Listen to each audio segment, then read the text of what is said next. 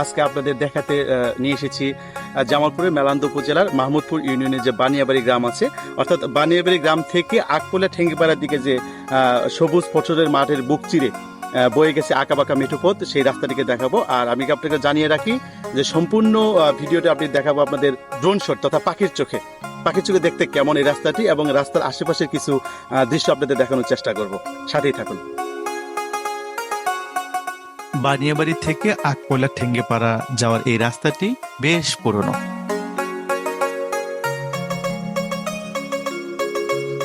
প্রতি বছর বন্যার কারণে এই রাস্তাটির কয়েকটি জায়গায় ভেঙে যানবাহন চলাচলের অনুপযোগী হয়ে পড়েছে। সবুজের বুক চিরে ধবধবে সাদা রাস্তাটির পাশে দাঁড়িয়ে আছে খেজুর সহ পুরাতন কিছু গাছ। রাস্তাটিতে বন্যার সময় প্রবল পানির স্রোতের কারণে কয়েকটি জায়গায় বড় গর্তের সৃষ্টি হয়েছে। স্থানীয় ভাষায় যাকে কুড়ে বলে ডাকা হয়। স্থানীয়রা মাছ চাষ করেন এই কুড়েতে। এই সবুজ শ্যামল ফসলের মাঠের বুক চিরে বয়ে যাওয়া গ্রামীণ এই মেঠোপথে এখনো লাগেনি আধুনিকতার ছোঁয়া। রাস্তাটির দুপাশে নতুন করে গড়ে উঠতে শুরু করেছে জনবসতি।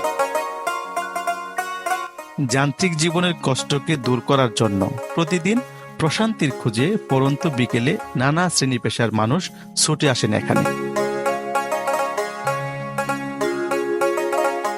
নেই কোনো কোলাহল আর দূষিত বাতাস, আছে নির্মল পরিচ্ছন্ন সবুজ আর বিশুদ্ধ বাতাস।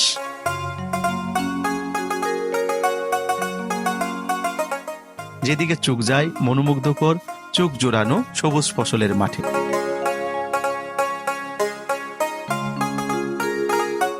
সম্প্রতি এই রাস্তাটিতে সরকারি উদ্যোগে কিছু মাটি দেওয়া হয়েছে।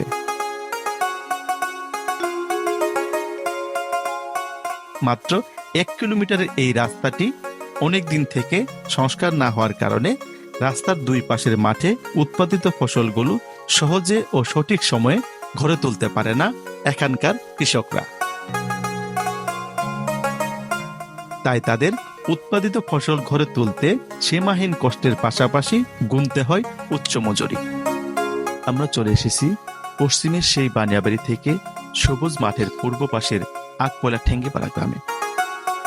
আকপোলা ঠেঙ্গিপাড়া সরকারি প্রাথমিক বিদ্যালয় পর্যন্ত চলে এসেছি। এবার আমাদের ফেরার পালা। ইতিমধ্যে আপনারা দেখেছেন আকপোলা ঠেঙ্গিপাড়া রাস্তাও সেই বানিয়াবাড়ির মতোই বলা যায়। ঠেঙ্গিপাড়ার এদিকেও ভাঙা রাস্তায় চলাচলের জন্য ব্যক্তি উদ্যোগে কাঠ ও বাঁশের সাঁকো দেওয়া হয়েছে।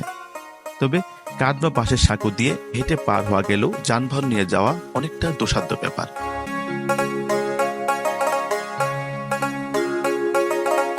ড্রোনের বিপরীত দিকে সূর্য থাকায় ধারণকৃত দৃশ্য কিছুটা ঘোলা দেখা যাচ্ছে।